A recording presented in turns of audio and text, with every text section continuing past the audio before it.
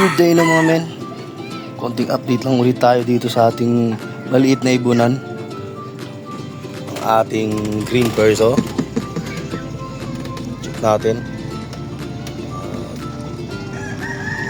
Sumisilip na yung inakay nito mga men eh. Sumisilip na yung inakay nila. So, silipin natin. Anytime pwede na yun siyang bumaba. Ayun, ang ano niya kasi issue na ito, split siya. Pero okay naman siya eh. Ayun, kita nyo, ayun, sumisilip na siya dyan. Sumisilip na siya. Ating green person. Ating bearbirds. Uy, solid talaga nito.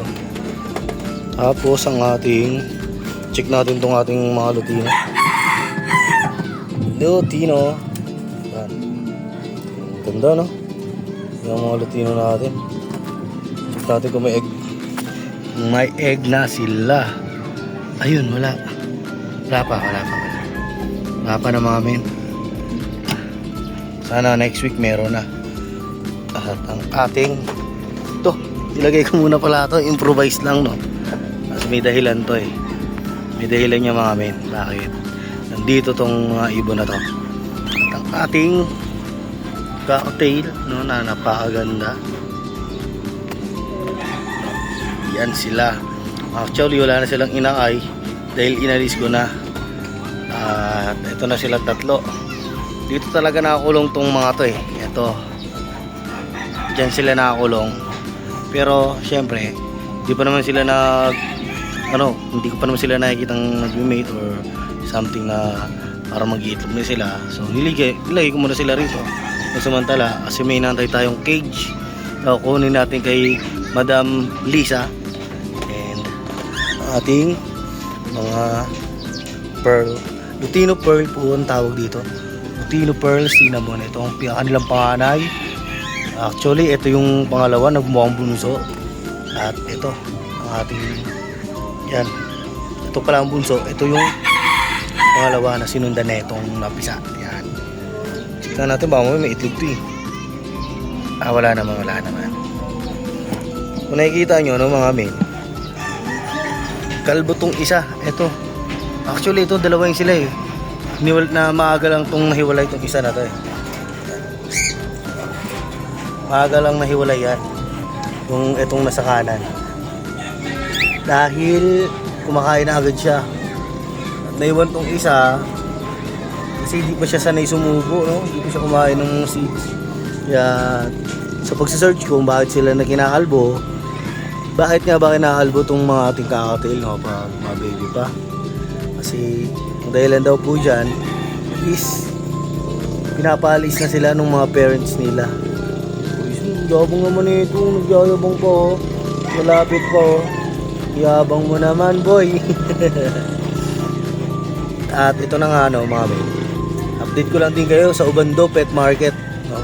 Dahil dun sa araw natin video, akala ko wala na no? Sabado po, wala pong Ubando Pet Market kapag Sabado. Nasa Hulong Duhat po sila no, sa Malabon.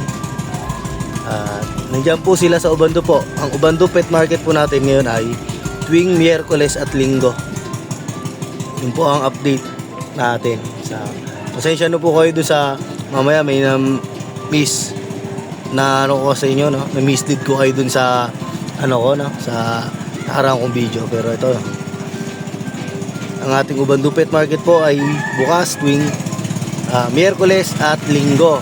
At ang Sabado po sa Hulong Duhat po sila no. Tuwing Sabado po 'yon, sa Hulong Duhat sila. Pero open po ang Ubando Pet Market pag Miyerkules at Linggo. Kaya po ang ating update. At napapansin nyo ba tayo? And ang pinapakain ko sa kanila, kasi may na pa po silang kumain. Binigyan ko po sila ng millet. Millet ang tawag ko. Ito po yun, mga madam and sir. Yan, millet, spray millet. Ito, yan. Order ko lang ito sa Shopee. Good essential. Nakalagay niya. Kita nyo naman ang ating panahon. Ginagawa pong bahay dyan. At ang mga bahay po rito ay floating. Kung makikita nyo may mga bangka pa po dyan. Napakadaming bangka sa likod. Napakaganda ng view namin dito. Siyempre, ang ating mga bearbirds. Ito po. Kumakain naman na sila.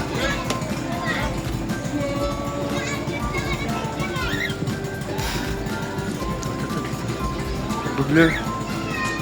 Ito lang muna po ang aking update sa araw na ito. Mabilis ang update lang talaga tayo. Dahil di tayo maka-vlog ng maayos. So, yun nga po, no? Medyo ano pa sila. Ito po, kwento ko na lang dito nung nakaraan. Yung hen po rito ay nakawala. Nakawala po tong hen na to. At 2 days pong, ito pong malaki. Ayan po nasa harap po natin. Ayan po yung hen. Nakawala po yan siya. At nawala po siya ng 2 days. But eventually, siguro nagutom siya. Para din kalapati, bumalik din. May ganun palang chance, no? Bumalik lang siya rito. At pumasok lang din siya dyan. Dito, sa loob lang din mismo na itong kulungan na ito kasi siya nakawala. Ang galing lang na naalala niya dito, no? Malayong malaya na siya eh. Nakalabas siya eh. Pero share ko lang din na may times pa lang pwedeng ganun. Akala namin wala na talaga eh. Kasi 2 days na nakalipad siya, nakawala. Ito yun. Eh, sa Laguna ako, anak ko lang nandito.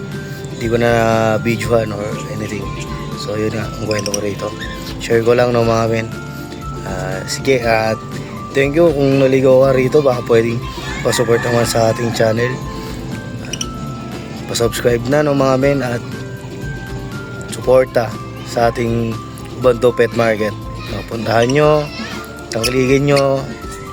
Sana dumami pa yung mga nagmimili at nagbebenta dyan sa Ubanto Pet Market. Ayan.